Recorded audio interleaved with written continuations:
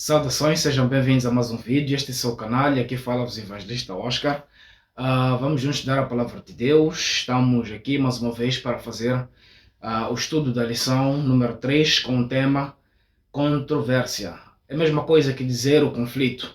Na verdade, nesta lição nós vamos ver aqui o conflito que desenrola-se em relação a esta questão sobre o sábado, que já nos tempos de Jesus, os fariseus e os líderes religiosos que não queriam ouvir a verdade da própria boca do Cristo, que tinham combatido os profetas, perseguiram os profetas, mataram os profetas. Quando veio Cristo Jesus, a quem João Batista preparara o caminho, também continuaram com sua perseguição feroz e encontraram aqui oportunidades para acusar Jesus como aquele que viola os seus próprios estatutos, que viola os seus próprios mandamentos. Mas a verdade, nós veremos aqui que este conflito chegará até o fim. Hoje também, nós que desejamos seguir a vontade de Deus, guardar os seus mandamentos, somos colocados na mesma situação por líderes religiosos que não estão preocupados em ouvir o que diz a palavra do Senhor e colocá-la em prática. Quanto à questão do sábado, continuam com as mesmas questões, continuam perseguindo o povo de Deus que busca santificar este dia, um dia tão especial que nos mostra que Deus é Criador. Se já gostou do vídeo, quero convidar a si a inscrever-se no canal e ativar o sino de notificações e colocar um like e também compartilhar este vídeo com os demais irmãos. Não te esqueças de deixar também os seus comentários. Então, a lição número 3 com o tema controvérsia, o nosso verso áureo encontra-se em Marcos capítulo 2, os versos 27 e 28. Toma a leitura aqui. Assim nos diz a palavra do Senhor. E Jesus acrescentou: o sábado foi estabelecido por causa do homem, e não o homem por causa do sábado. Assim, o Filho do Homem é Senhor também do sábado. Queridos, conforme eu já dizia, ao lermos a palavra de Deus em Gênesis, nós vemos que Deus criou todas as coisas através da sua palavra, com o poder da sua palavra. E em cada ato de criação, no fim, Deus proferia: tudo era muito bom. Então, tendo feito o Senhor os céus, a terra, o mar, todas as fontes das águas, as plantas, os animais, na sexta-feira, Deus fez o homem segundo a sua imagem e semelhança. E estabeleceu um sábado como um presente, o memorial da criação, para que este homem pudesse ter tempo de qualidade para com seu Deus. Tempo de qualidade, tempo sagrado para adorar e contemplar a natureza de Deus e reconhecer que Deus é de facto Criador. Então, no livro de Marcos, capítulo 2, a partir dos versos 1 até 28, capítulo 3, versos 1 a 6, encontramos histórias básicas em que Jesus Cristo mostra os seus ensinos, entrando em contraste com aquilo que eram os ensinos dos líderes religiosos daquela altura. Porque vejam só, enquanto a palavra de Deus nos diz em Êxodo 20, a partir dos versos 8 a 11, onde nós encontramos o quarto mandamento, podemos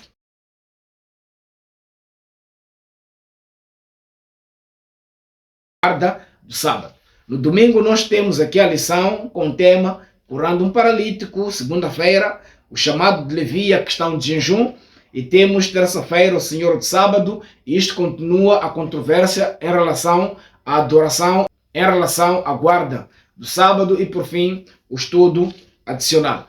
Conforme nós dizíamos que o autor referencia 5 histórias dos ensinos de Cristo que entravam em contraste direto com aquilo que eram os ensinos dos líderes desta altura. Mas tudo isto porque era um método pelo qual Satanás queria perseguir Jesus Cristo para travar o seu ministério, mas Jesus Cristo, de forma sábia, respondeu a esses cavilosos líderes religiosos da altura, usados e instruídos por Satanás para travar as boas novas da salvação. Mas graças a Deus, tudo correu da melhor forma possível, no sentido em que Cristo cumpriu o seu ministério, morreu na cruz para a remissão dos nossos pecados, dando-nos então a chance de reconciliação com o Pai Celestial. Na lição do domingo em que nós vimos aqui a cura de um paralítico, vamos juntos para o livro de Marcos, capítulo 2, nós veremos algo muito fundamental aqui. Em Marcos capítulo 2, nos mostra um paralítico que ele foi levado até o encontro de Jesus.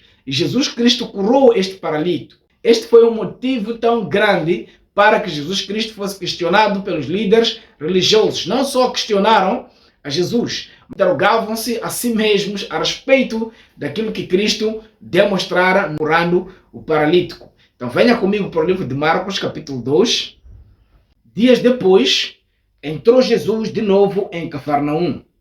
Muitos afluíram para ali, tanto que nem mesmo junto à porta se achava lugar, e anunciava-lhes a palavra.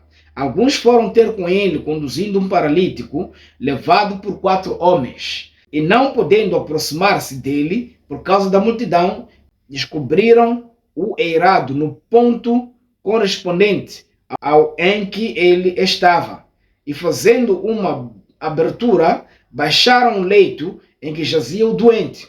Vendo-lhes a fé, disse Jesus ao paralítico: Filho, os teus pecados estão perdoados. Mas alguns dos escribas estavam sentados ali e arrazoavam em seu coração: por que fala ele deste modo? Isto é blasfêmia. Assim esses líderes pensaram ao ouvirem quando Jesus Cristo disse: Filho, os teus pecados estão perdoados. Então eles logo correram para dizer que isto era blasfêmia, porque eles entendiam só Deus é quem pode perdoar pecados. E não reconhecendo eles a missão messiânica, não reconhecendo Jesus Cristo como Deus, então disseram que Cristo estava ali proferindo blasfêmias. Mas lembrem, Cristo estava lendo os seus corações. Então eles deveriam logo questionar: quem é este que até os nossos corações consegue cogitar? Então eles não reconheciam Jesus Cristo como Deus. Então quando Cristo viu a fé, não só deste homem, mas também daqueles amigos que levaram ele até o encontro onde estava Jesus, eles demonstraram fé. Eles creram que estava ali o autor da vida, eles creram que só em Jesus nós podemos encontrar tanto a cura física, bem como a cura espiritual. Então eles baixaram este amigo, eles baixaram este homem. Vendo isto, Jesus Cristo, ele disse ao paralítico: a tua fé te salvou. Porque este homem, se não tivesse fé, se não tivesse exercitado esta fé, também teria dito aos amigos: epa, a casa está cheia e não tem espaço para que eu possa entrar. Mas eles não pouparam seus esforços, encontraram um espaço aberto no telhado, então baixaram seu amigo até o encontro de Jesus. Então este homem tinha fé, juntamente com os amigos que ali o trouxeram aos pés de Jesus, demonstravam um ato de fé. Então Cristo proferiu esta palavra: os teus pecados estão perdoados. Este foi um motivo para uma contenda severa e perseguição para Jesus Cristo da parte dos escribas. Porque eles disseram: quem é este que pecados pode perdoar? Não é só Deus quem pode perdoar pecados. Então se ele é homem, assim profere essas palavras, ele comete blasfêmia. E havia punição para pecados de blasfêmia. Mas nós vemos que Cristo não terminou aí. Vendo que eles estavam se debatendo em seus corações, Cristo dirigiu a palavra a eles: homens, por que estão aí se debatendo, corroendo os vossos corações? O que é mais fácil dizer a este homem? Levante-te e ande, ou os teus pecados estão perdoados? Eles não podiam questionar essa questão, porque aqui estava quem estava falando com autoridade, que outrora ensinava com autoridade e o povo se maravilhava. Quando Cristo agora diz: o que é mais fácil? Dizer a este homem: levante, toma o teu leito e ande, ou estão perdoados os teus pecados? Eles ficaram equivocados, porque esta questão que Jesus Cristo estava a colocar a eles deixava-lhes praticamente perplexos, sem nada a dizer. Então Cristo prosseguiu dizendo: levanta-te e anda. E eles viram este homem que era paralítico levantar e andar, de tal maneira que a multidão creu cada vez mais em Cristo. Mas a raiva e o ódio quanto ao ministério de Cristo foi se intensificando nesses líderes que não estavam sendo santificados, abençoados pela presença do Salvador. E isto foi o motivo para continuar a perseguição de Cristo. E Jesus, percebendo logo por seu espírito que eles já se arrazoavam, disse-lhes: por que arrazoais sobre estas coisas em vosso coração? Qual é o mais fácil? Dizer ao paralítico: estás perdoado dos teus pecados? Ou dizer: levanta-te, toma o teu leito e anda? Ora, para que saibais que o Filho do Homem tem poder sobre a terra autoridade para perdoar pecados, disse ao paralítico: eu te mando, levanta-te, toma o teu leito e vai para a tua casa. Então ele se levantou e no mesmo instante, tomando o seu leito, retirou-se à vista de todos e pondo-se de pé, admiraram todos e deram glórias a Deus, dizendo: jamais foi visto tal ato nesta cidade. Queridos irmãos, todos viram um paralítico ali ser introduzido pelo telhado. Eles viram e ouviram quando Cristo proferiu a palavra: os teus pecados estão perdoados. Eles também ouviram Cristo dizendo: levanta-te e anda, toma o teu leito e vai à tua casa. E o povo se regozijou. Diferentemente hoje, quando Satanás faz insinuações, ele faz as suas magias, ele faz os seus truques, e muitos acreditam no poder de Satanás ao invés de crer naquele que é o autor da vida, que é Cristo Jesus. Assim como fizeram esses líderes que não creram em Jesus, mas pelo contrário, perseguiram Jesus pelo fato de ele ter feito este milagre, ter curado este paralítico. Antes mesmo de entrarmos para a lição de segunda-feira, a Bíblia nos apresenta evidências claras que Jesus Cristo é Deus. Por isso, enquanto alguns pensavam que ele estava ali cometendo um pecado de blasfêmia, mas Cristo estava mostrando sua autoridade, mostrando que ele pode sim perdoar pecado, porque foi-lhe dado este poder no céu e na terra. E Cristo veio para libertar os cativos, para libertar-nos do pecado e da escravidão do pecado. Então Cristo mostrou, dando o exemplo da cura deste paralítico, de que ele quer nos curar das nossas paralisias do pecado. Ele quer nos curar de forma física e de forma espiritual. O que nós precisamos fazer é abrir o nosso coração a Jesus, irmos até Jesus, mostrando, dando este passo de fé, para que ele de facto possa nos curar. Então há muitos hoje que continuam dizendo que Jesus Cristo não é Deus. Venha comigo para o livro de João, capítulo 10, versos 30. Vamos ver o que nos diz a palavra do Senhor. Em João, capítulo 10, versos 30, assim respondeu Jesus Cristo. João 10, 30. Eu e o Pai somos um. E ele diz, esta palavra de autoridade, que ele disse, foi-me dada esta palavra de autoridade, quando Cristo também se despedia dos seus discípulos na grande comissão, proferiu as mesmas palavras. É-me dada autoridade no céu e na terra. Ide, fazei discípulos de todas as nações, batizando-os em nome do Pai, do Filho e do Espírito Santo, e ensinando a guardar todas as coisas que eu vos tenho mandado, e eis que estou convosco todos os dias até a consumação dos séculos. Então nós temos que crer em Jesus Cristo como nosso Deus. E ele transfere esta autoridade aos seus servos para que possam levar as boas novas da salvação a toda criatura, a todo mundo, pregando o Evangelho, sabendo que ele muito brevemente voltará. O chamado de Levi. Nós vemos que Levi, considerado aqui Mateus, era cobrador de impostos. Mas porque ele desejava encontrar-se com Cristo Jesus, ele de facto aceitou esse chamado. Havia um ódio no povo judeu, porque Levi trabalhava para o Império Romano, coletando ali os impostos. Então eles criticaram severamente quando Cristo Jesus assentou-se com o Levi, o Mateus, mas ele encontrou uma chance de reconciliação. Nós podemos ser olhados por os nossos semelhantes de uma forma a desejar, mas Cristo pode olhar para nós de uma forma especial. O que nós precisamos fazer é abandonar o nosso pecado, mostrarmos arrependimento verdadeiro, uma contrição de coração e aceitarmos Jesus Cristo como nosso Salvador pessoal. Ele nos dá uma chance para um novo começo. Então a palavra de Deus nos diz ainda em Marcos capítulo 2, a partir dos versos 13 até 22, sobre o chamado de Levi e a aceitação e a sua conversão. Assim nos diz a palavra do Senhor. De novo saiu Jesus para junto do mar, e toda a multidão vinha ao seu encontro, e ele ensinava. Quando ia passando, viu a Levi, filho de Alfeu, sentado na coletoria, e disse-lhe, segue-me. E ele se levantou e seguiu. Nós vemos um homem no seu posto de trabalho. Podemos considerar Levi como um cobrador de impostos, como alguém que está trabalhando na autoridade tributária, ou um fiscal, ou ainda um alfandegário. A verdade é que ele tinha o desejo de um Salvador em sua vida. Então, quando Cristo veio, olhou para ele, disse: siga-me.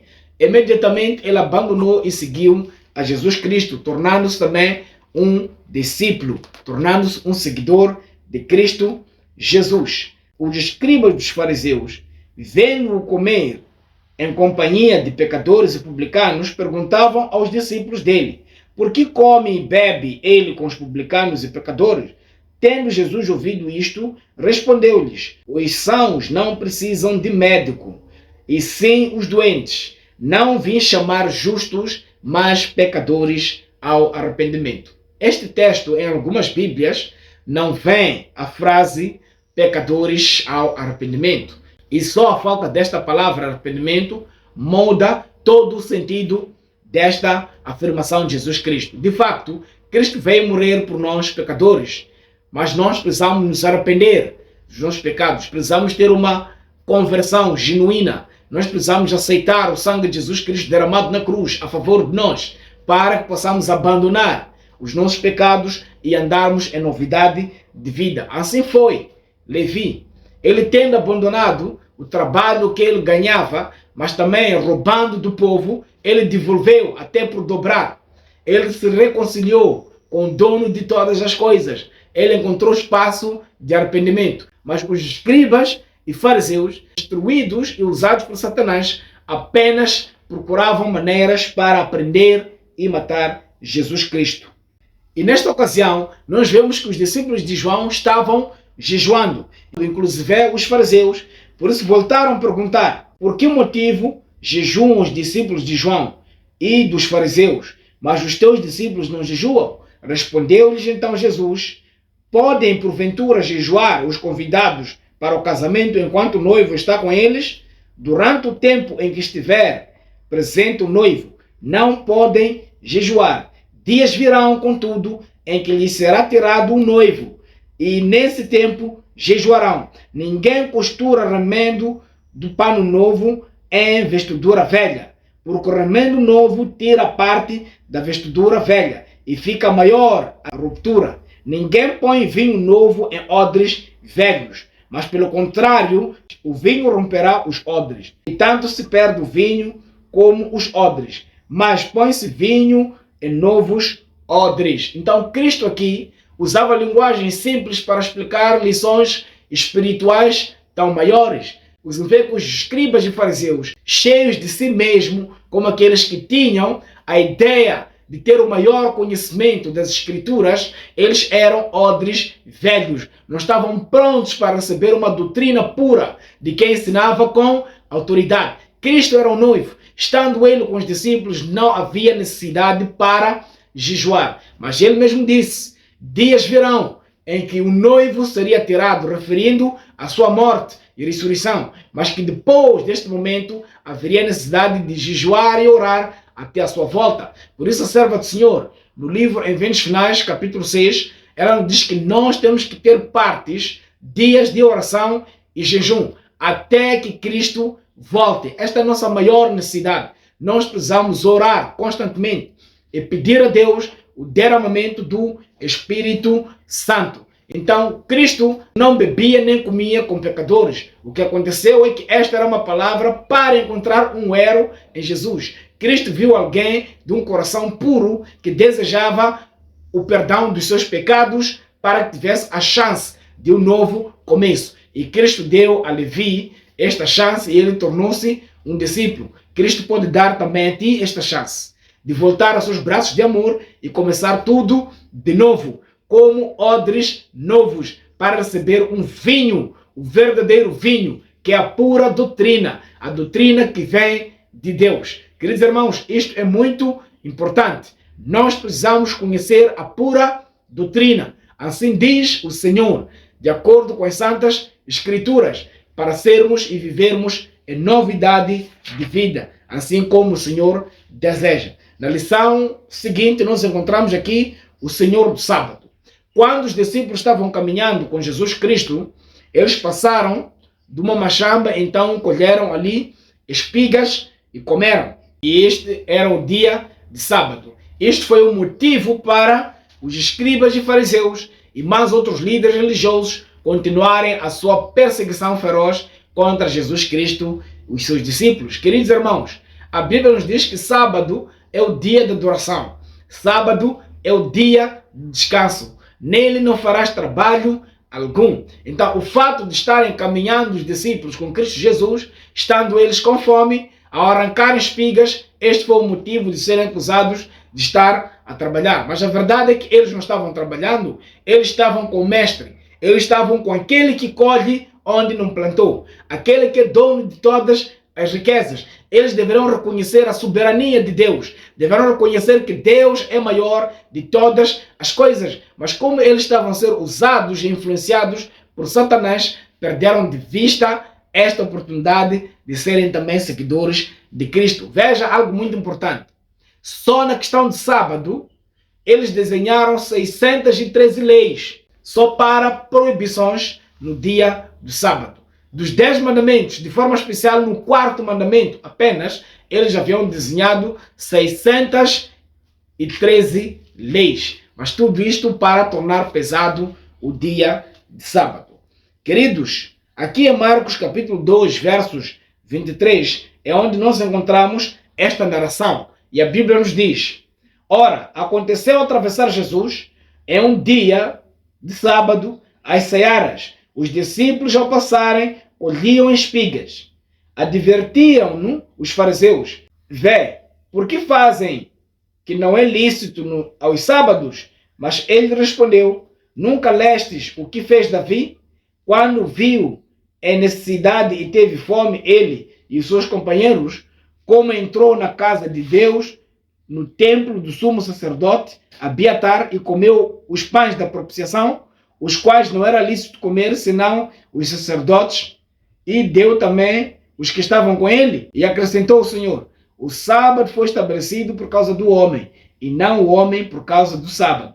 De sorte que o Filho do Homem é o Senhor também do sábado. Então, essa questão que colocavam era um engodo de Satanás para tentar Cristo Jesus. Mas Cristo mostrou que o sábado foi feito por causa do homem e não o homem por causa do sábado. Então, o sábado é um presente para nós. Precisamos guardar o sábado, precisamos reverenciar o sábado. Então, queridos irmãos, desde o passado, nós vemos Satanás perseguir os seguidores de Cristo, perseguir o próprio Cristo por causa da guarda dos mandamentos. Mas a verdade é que o mandamento de Deus, o sábado, é o selo. Em Ezequiel 20:20, nós lemos Cristo nos dizendo: e também lhes dei os meus sábados para que servissem de sinal entre mim e vós, para que saibais que eu sou o Senhor vosso Deus, que vos santifica. Então nós precisamos guardar o sábado, e o sábado está na lei de Deus como o 4º mandamento. E nós também sabemos que temos a primeira mensagem angélica